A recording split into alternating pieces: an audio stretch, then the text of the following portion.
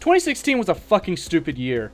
The left was stupid, the right was stupid, Twitter was stupid, Facebook was stupid, Microsoft was stupid, my friends were stupid, I was stupid, everything was fucking stupid.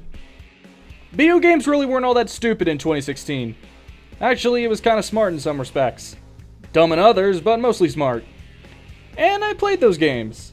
16 of them, in fact, that I actually really put time into. Like I said in my last video, I also played a lot of older games each year, so I couldn't play every game to come out in 2016. Either way, let's get on with this video everyone on fucking YouTube makes. Also, no HD ports or anything. That's dumb and it's cheating.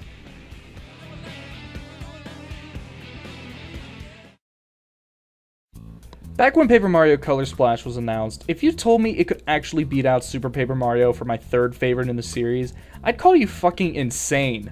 It's sticker start gameplay with more generic Toads. How could I like it that much? Well, because Color Splash is what Intelligent Systems wanted Sticker Star to be. Excellent writing with hilarious dialogue, gameplay that's at least tolerable, fun and memorable worlds in the game that, despite being level-based, feel like the chapters of old. And, while generic, characters that I actually went, hey, you're that one Toad from before, holy shit, I actually remember you. I feel like this game is the definition of a surprise. Heck, I feel it's actually a perfect metaphor for the Wii U. The Wii U failed in many respects, but what it didn't fail at was having some of the greatest Nintendo games I've ever played since the GameCube. Likewise, Color Splash has tons of problems with its generic characters and bland as fuck gameplay, but the adventure side of the gameplay and the writing make the whole experience worth it. While it's not the last major game to come out on the Wii U, with Breath of the Wild just on the horizon, I feel Color Splash is the perfect send-off to the system. Now I just hope they include a real fucking story next time, even if this one made me feel a little sad at the end. Digimon Story Cyber Sleuth is like Digimon decided to copy Devil Summoner Soul Hackers and wear the clothes of Devil Survivor 2, in an attempt to remind fans of the series who grew up with it that it still exists and it's grown up, just like them! Seriously though, Cyber Sleuth is such a good JRPG. If you were into Digimon as a kid or not, just doesn't matter. This is a super good dungeon crawling JRPG that deserves to have more attention given to it.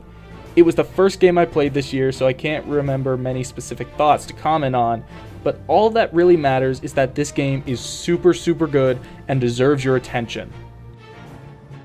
Also, on the surface, the game has had many and will probably have more continue to go, "Oh jeez, Digimon Cross Persona, it's amazeballs level XD."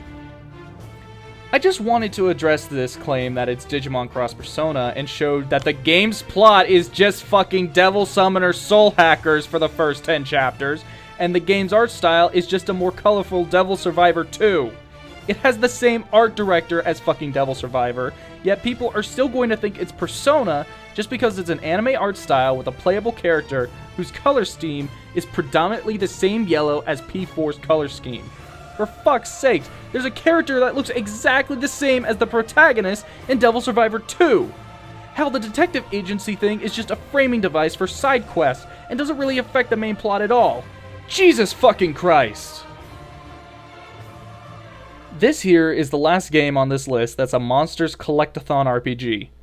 Yeah, sorry Pokemon Moon, you were good, but I'm not the biggest fan of Pokemon anyway, so yeah. Shin Megami Tensei 4 Apocalypse is a game I have issues with. If you want to see them as well as my full thoughts, both negative and positive, go watch my review I made a while back. I'm not going to go into too much depth at all here in this video since that one already exists.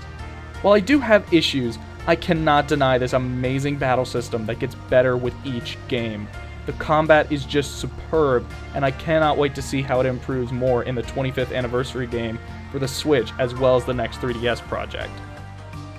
That 3DS project better be an SMT1 remake or some kind of Strange Journey If type game, by the way. Uncharted 4: A Thief's End is without a doubt the biggest title the PS4 had going for it this year. While the writing of the game feels too different from the rest of the series and the ending is pretty anticlimactic, the game is still one hell of a ride. The story is great fun with well-written characters, the gameplay is fantastic, and the grappling hook is without a doubt the best addition to the franchise, and it makes me sad that the franchise is pretty much over outside of the upcoming story DLC, as we won't be able to see it used more in new entries. While Uncharted 2 easily remains king, Uncharted 4 stands as the second best in the series in my opinion, beating Uncharted 1 and 3 with ease. Plus, I'm glad to see Nathan's story end the way it did, even if it was anticlimactic. Nathan's story is finished and he got the ending he deserved. Now let's just wait for them to pull Last of Us 2 and potentially ruin a perfect ending by continuing it. Naughty Dog, I swear to God, you better not fuck up The Last of Us Part 2, because the ending of the first game is just perfect. If you fuck this up, I will consider Last of Us Part 2 non-canon. I'm going completely off script here. I am serious. That ending is perfect.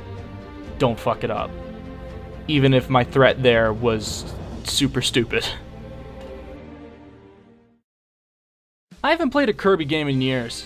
I don't know why, I just haven't picked one up, probably since Superstar Ultra.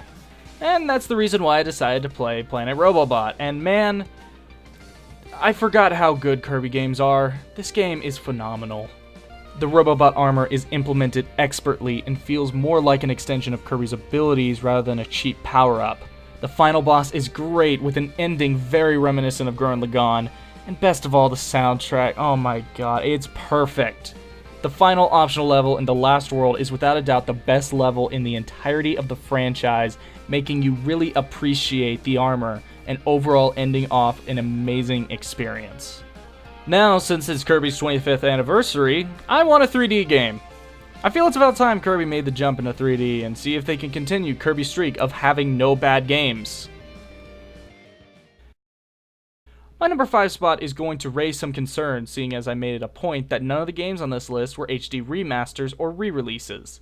To explain this and justify me placing Ratchet & Clank here, I need to clarify that this game is a full-blown remake with tons of new content scattered everywhere, all for $40 fucking dollars. This is not only one of the best remakes of all time, but it's also without a doubt the best movie tie-in game of all time. If you're a fan of the Ratchet & Clank series, this game is just one big celebration of the franchise as a whole. If you're not a fan of the Ratchet & Clank series, pick this game up because it's super fun and it's just $40 fucking dollars. And the number 1 spot on the best game deals in 2016 goes to Ratchet & Clank. Number 4 is Final Fantasy 15. This game took 10 years to come out and honestly probably needed another 2 or so years to fix the story and create the content to better tell said story. Everything past Altissia isn't explained all that well, and Chapter 13 is the biggest swing and a miss the series has seen. Now the negatives are out of the way, this game is amazingly good. While the story sucks ass, the main party are some of the most likable characters in the franchise's history, and they are easily the best party in the series for me. The ending of the game, despite all its story problems, ends up being such a bittersweet moment. I can't not smile as I watch it. Normally, I'm not one to want more of a story when it ends in a way you really can't tell more of a story without ruining the ending, but I honestly would pay anything just to see more of the adventures of Noctis, Prompto, Ignis, and Gladiolus. The gameplay is also tons of fun, and I just never ever got tired of this combat system. While at first I was a bit iffy about it, I quickly got used to it and I fell in love with it. The only issue I have is that the magic feels super situational and honestly could have been used better. The best way to sum up my feelings about Final Fantasy 15 is that while 15 flounders in some areas, Final Fantasy 16 has the potential to be an absolutely mind-blowing experience if they build off what they had here gameplay-wise and actually make a story that isn't disjointed and butchered from being rewritten multiple times over the course of 10 years. Oh hey, Overwatch is on this list. Would have guessed seeing as the game is on everyone's best of list. I'm not going to repeat the exact same thing everyone who makes gaming videos on YouTube has said, as you most likely have heard it about 5 times by now, if not more. There just isn't much more to say about the game that hasn't already been said so many times. What I can say is, as a Symmetra main, her redesign finally made people stop berating me for picking her just because they assume that no matter how good I am with her, I'm just gonna drag the team down. I will, however, miss getting to shut them up after I get a number of gold medals, or even go as far as carrying the team on Eichenwald. Still don't like using her on attack though. You know, it wasn't until I started writing this sentence I'm reading right now, it hit me just how many platformers are on this list. Usually platformers are nothing more than just good fun for me, so rarely would I consider one, let alone three, to be on my top 10 games lists. While Kirby and Ratchet & Clank are amazing games, definitely worth your time, it's Shantae Half Genie Hero that proved not only that Shantae deserves more attention, but that I also put my money into a Kickstarter game that makes me feel like I should have gave more. While I don't think it's my absolute favorite in this series, that honor would still go to Pirate's Curse, as I prefer the more Metroidvania-esque level design. Half Genie Hero comes just one peg under that. The game is absolutely amazing and, like I said before, shows that Shantae deserves way more attention than she already gets. If they could just take Half Genie Hero's gameplay and make the levels more like a Metroidvania, they would be able to create the perfect 2D platformer.